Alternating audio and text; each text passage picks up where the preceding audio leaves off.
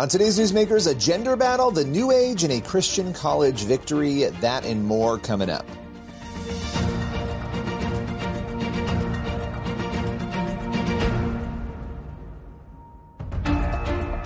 Welcome to Newsmakers, a show where we go behind the headlines each and every week to bring you interviews with your favorite pastors, entertainers, politicians, and other notable news figures.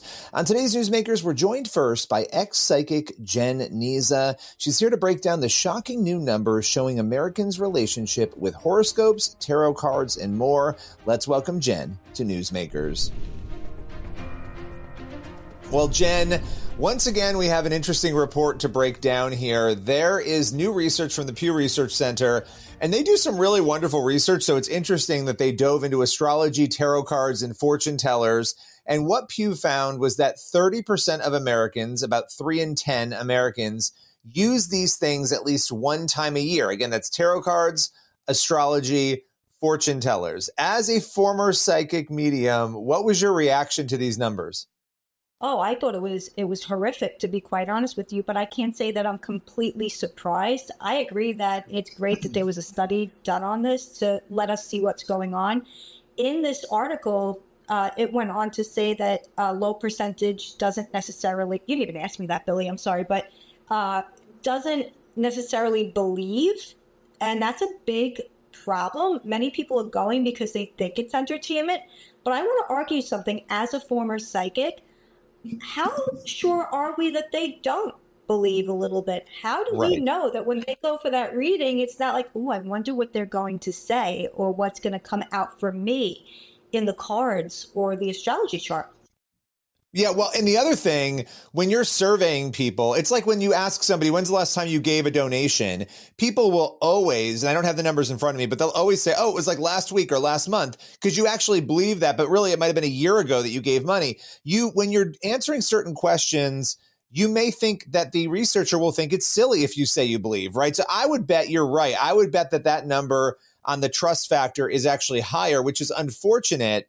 And, you know, to reiterate what you said, 2 in 10 say that they do it mostly for fun. 1 in 10 Americans said that they engage mostly because they get helpful insights. So people might downplay that and say, oh, well, it's only 1 in 10, you know, people who are saying that. That's a pretty large number of people still, though. I mean, right, that are actually finding helpful insights in this information. I don't know if you want to reflect on that at all.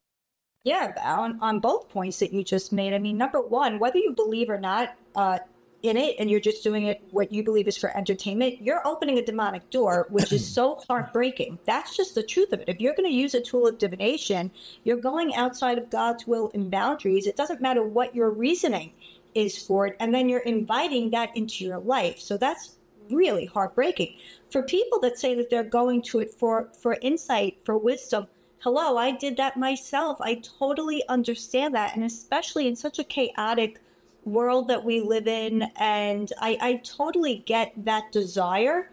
Yet that's a desire man has had since sin came about and Satan tempted Eve in the garden, right? We want to know what we aren't supposed to know, except that it's not true. The enemy works in half-truths, right? So, hey, let me give you a little something that already happened in the past. And now I've got you hooked. I will report that to you accurately. Now I've got you hooked, and I'm going to start giving you all my other lies. And the lie is that one of the biggest ones, that you should even be going to psychics and tools of divination for your help, for your wisdom, and for your decision making. It's really upsetting.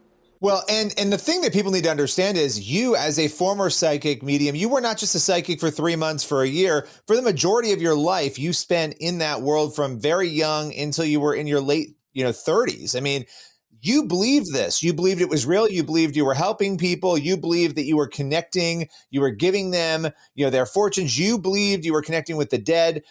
Talk a little bit about that, just so people understand, because we can say all day, well, most Americans don't really think there's anything going on here. They're just doing it for fun. But as a practitioner, you actually believed very much so, and you were engaging with the spirit realm, just not the types of spirits you thought.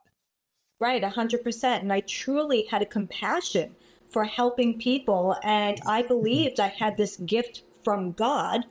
as it was reported to me from the New Age community. And I believe that because that was an explanation for what was going on. Why else was I getting detailed information, not random, detailed information about random people and random places, but then also when I was doing readings on a regular basis. So I was going around anywhere I went.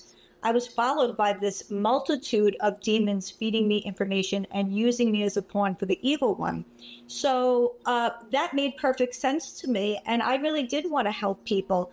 On the flip side of it, as the client, I also was a client many times. I was getting readings for years of my life, Billy. As you know, my first one was at 13.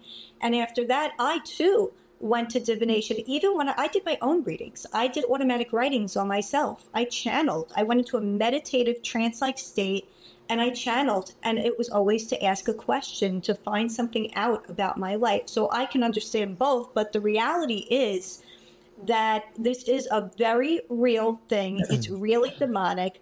And blowing it off as some sort of game or entertainment party fun thing is a very dangerous thing to do.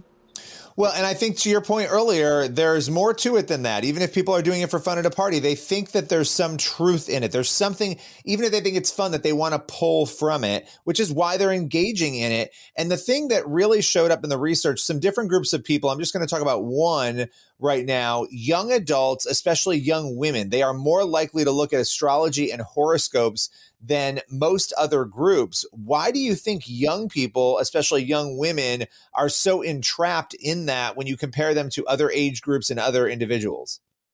You know, I wonder if it really goes back again to the garden, Billy. I mean, it was the woman who was tempted by the serpent and hey, listen, I'm not trying to be sexist or anything here. We also have, we have this, maybe what some people want to call like this intuitive thing, this softer side, something like that, where we're more prone to, and again, I hate to generalize, but you asked the question, to the spiritual realm. We're looking for that. I mean, there's a big thing with the divine feminine too, with goddess worship and so on and so forth. And we have to remember that our culture today is certainly targeting that age range with the female musicians that are all, I am woman, hear me roar. Jen Niza, as always, thank you for your time. God bless you, Billy. Find out more about Jen's new projects and ministries at ifoundchrist.com and xpsychicsaved.com. We'll be right back in just a moment with more Newsmakers.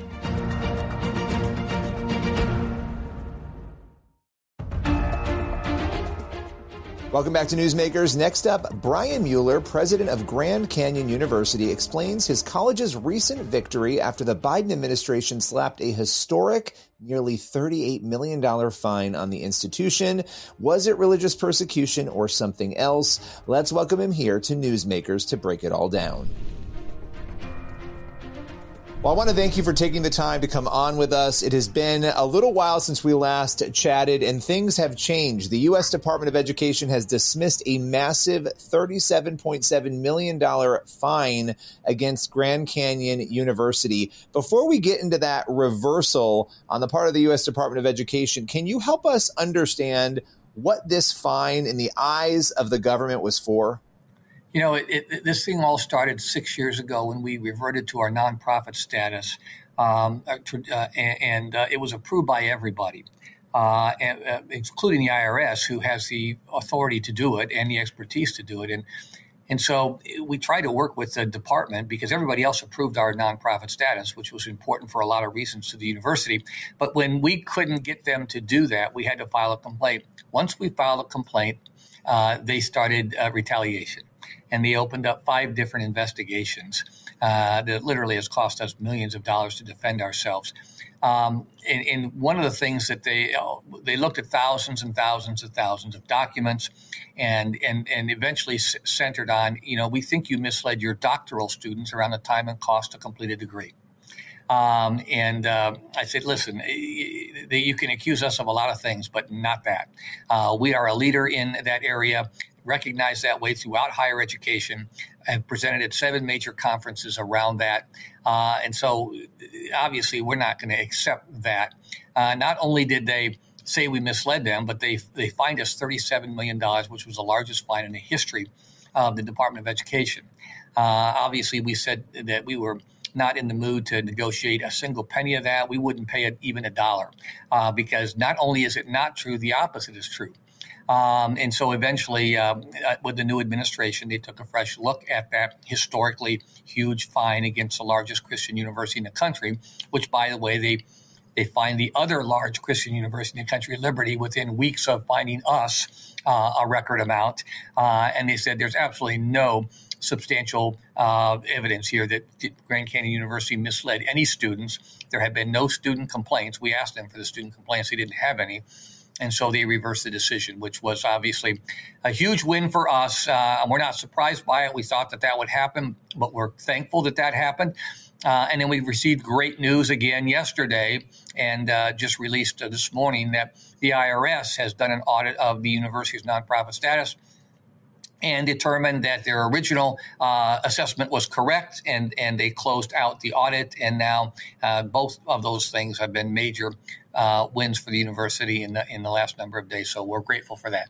Okay, so I have to ask you this, and we've talked about this in the past, but when you look at what went on with GCU in particular, do you feel that this was an attack in some sense or a pushback on the fact that you are a Christian university? Did you feel like there was a faith-based element to this, a political even element to what you have described as a targeting of your university?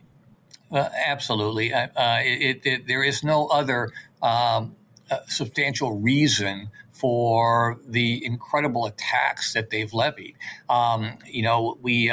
We had a bipartisan letter signed within Arizona. So it was written by Andy Biggs, but then it was signed on both sides of the aisle. It was signed by the Democrats, including our 2 U.S. senators, Mark Kelly and Ruben Gallego. It was signed by Republicans.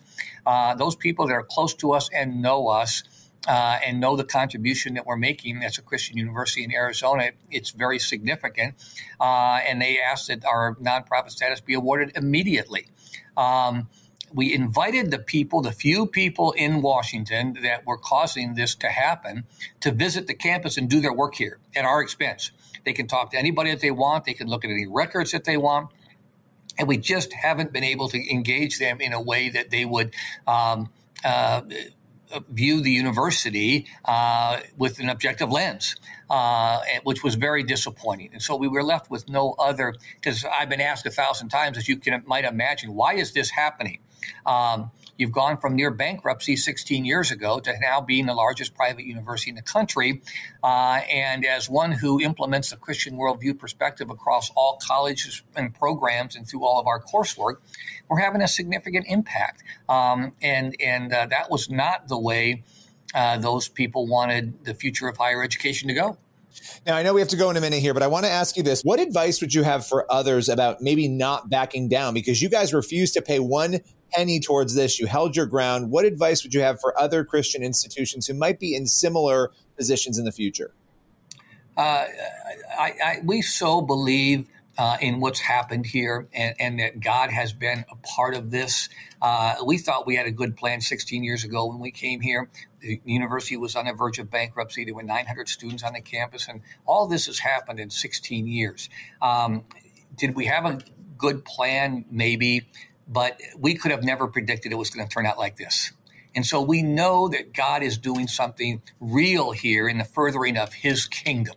And we weren't going to allow somebody to get in the way of that.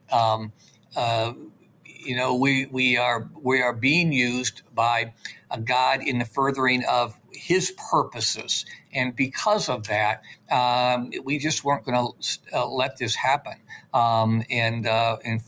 Fortunately, it has gone our way, and things are getting back to where they should be. And we're looking forward to what God has planned for this place going forward. Well, I so appreciate you taking the time, breaking down this story and giving us an update. Thank you so much. Thank you for your interest. We appreciate it. Good seeing you again. That was certainly a fascinating and important conversation.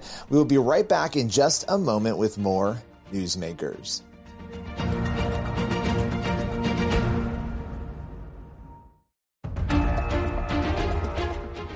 Welcome back to Newsmakers on the CBN News Channel. For our final segment, we are sitting down with Ryan Tucker. He's an attorney with Alliance Defending Freedom, and he's here to talk about a Christian summer camp in a lawsuit. The camp is suing the state of Colorado over a gender policy. It's an effort that the camp says will protect its religious liberty. Let's welcome Ryan to break it all down here on Newsmakers. Well, I appreciate you, as always, joining me to break down this story. This time we have a Christian summer camp in Colorado, and that camp is suing over this gender policy. Can you explain to us what is going on here? Sure. Hydra Haji, it's a Christian summer camp in Colorado. It's kind of an interesting name. It really is short for I'd rather have Jesus. It's an old hymn. But they serve about 3,000 campers each summer. It's a Christ-centered camp, but they welcome children of all faiths and backgrounds to camp each and every summer.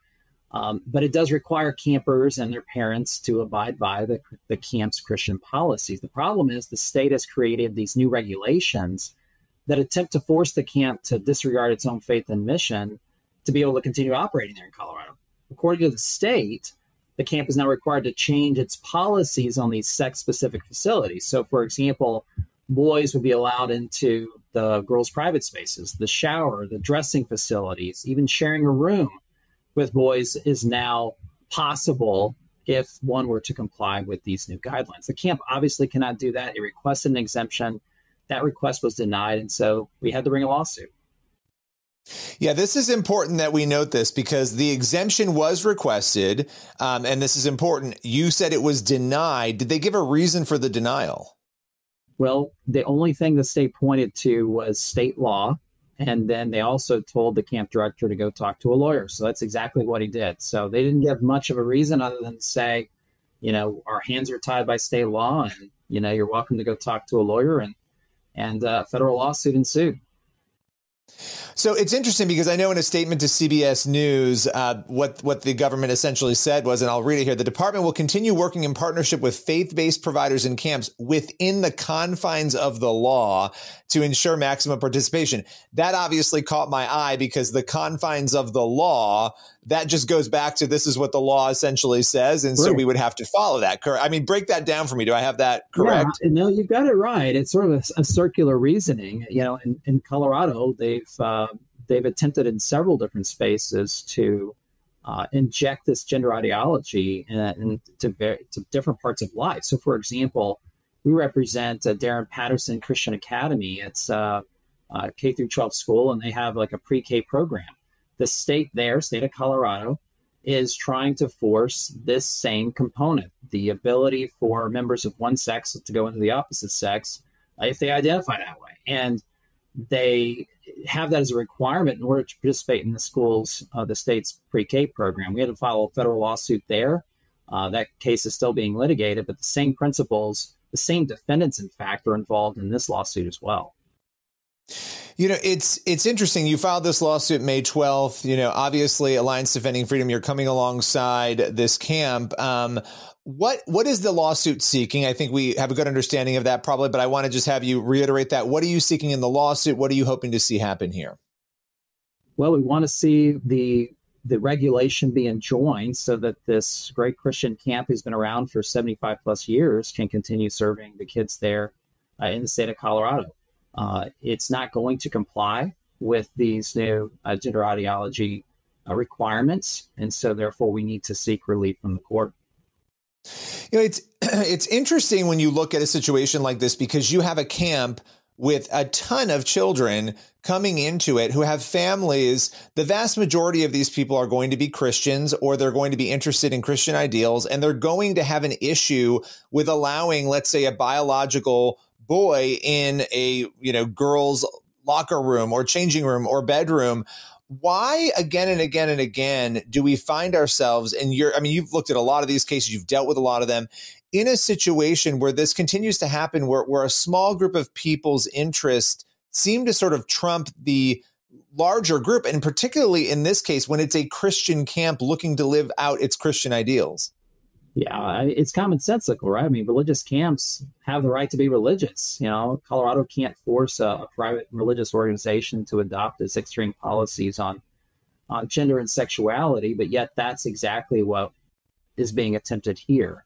I don't know who was behind the change in the language, but there were certainly enough to force it through and to actually have a change to these regs. Our camp director, while this was going through the rulemaking process, actually attended hearings and voiced objections to these changes, to the inclusion of this language, pointed out this problem, and again was told, well, state law, requires that we do this, and basically tough luck. And so it's unfortunate, but we've seen it in the state in more than one situation. Yeah, it's really sort of troubling watching how some of this is unfolded based on what you know about Colorado. And I know this is always dangerous to ask, but and what you know about how the courts have responded to this, what do you think? How do you think this will be settled? Do you think you will have a victory on your side?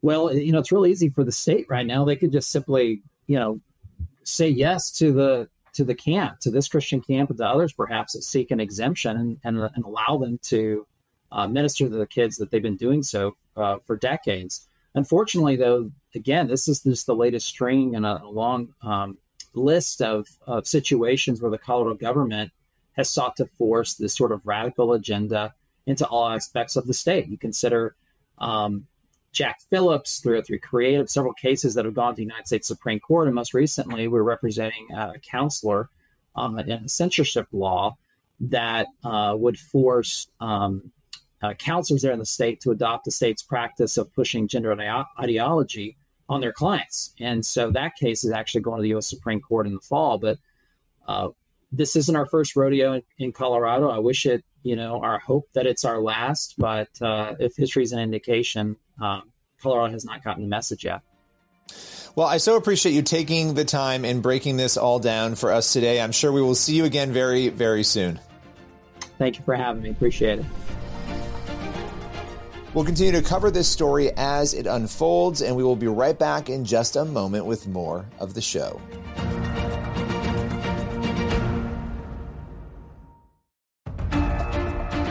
That's all for today's Newsmakers. Thank you for watching, and be sure to head on over to the CBN News YouTube channel. That's where you'll find the full interviews you saw on today's episode. As for this show, we will see you again next week.